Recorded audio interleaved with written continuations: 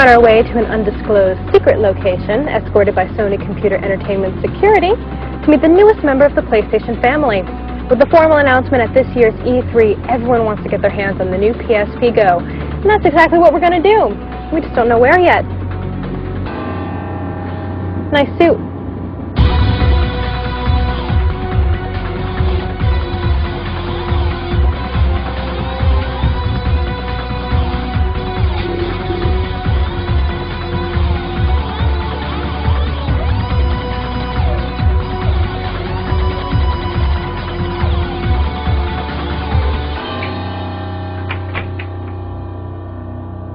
Over here.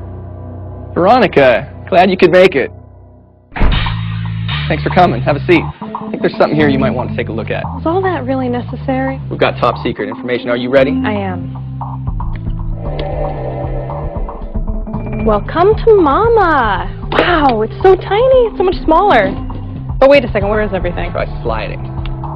That's how you play the game. I get it now. So fill me in. What's this all about? So this is our newest PSP. It's called the PSP GO. All right, so I want the nitty-gritty tech specs on this baby. No problem. Down and dirty. So it's a 3.8-inch screen.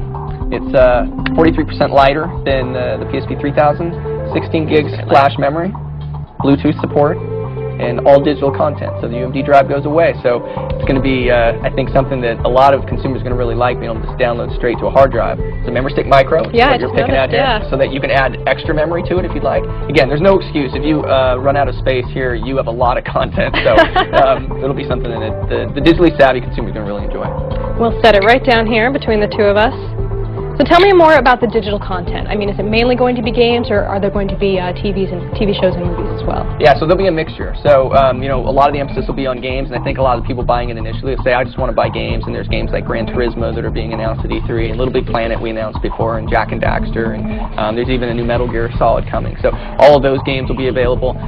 But then there's movies, and all the first-run movies that you can rent or buy through the PlayStation Network, and TV shows, as you mentioned, as well. So you can bring so much content over with you and fill it up on that 16 gigs flash memory. Well, since it is called the PSP GO, I imagine it would work with remote play as well. Integration with PS3 is very important to us, and it works just like PSP 3000, and that's a growing use. A lot of people like to be able to take their content from their PS3 with them on the go. What are the main differences between this and the PSP 3000? The first is the onboard memory, the flash memory, 16 gigs of space. There's Bluetooth support as well, so if you have a Bluetooth headset, you can actually tether it to your cell phone as well. But ultimately, it's the portability, and bringing that content with you in a smaller form factor. You've got the most immersive games on the PSP platform anyway. Now you've got a smaller unit to do it with. Is this going to replace the PSP 3000, or can you still get one of those if you want to? It won't replace the 3000. We're going to keep them both on the market. So if you're a consumer and you say, you know what, I really like tangible products, I like the disc, you can go out and get the 3000 and purchase UMD discs and movies and games with that.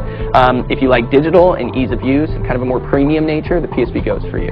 Does the design open up any new opportunities for developers? If you're a developer, you could say, you know what, maybe I want to create a smaller package, a game that's a little bit easier to play on the go. Maybe something that you'd play for 10-15 minutes and then put down. Just kind of break up the game a little bit more. So developers, I think, are going to be looking at that. In the initial launch, we're going to have some pretty similar games between the two, but I think longer term we'll see some changes. There have been a lot of rumors about the future of the PSP, and this device in particular has been very cloaked in secrecy for the past few months. Why this? Why now? Well, I think it's relevant. I think in this particular case, we always look to push innovation. For us, we wanted to get into digital and really kind of meet the needs of our consumer.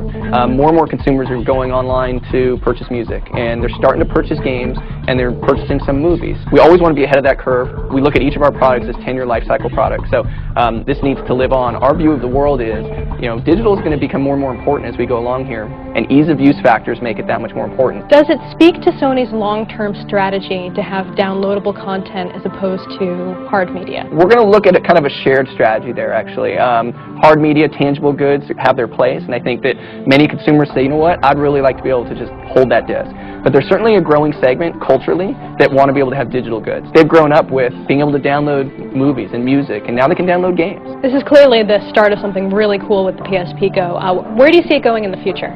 There's a lot of back-end service and support that we'll be putting against it that I think will really excite the base. There's obviously all the games that are coming from disc that'll be available on PlayStation Network, but it's also new IP, new product, new games that are available, only for download. Our focus is really on working with developers, ensuring that they look at the usage model for the Go, and then looking at the services that are going to be available and kind of accentuating those services for how someone would use Go.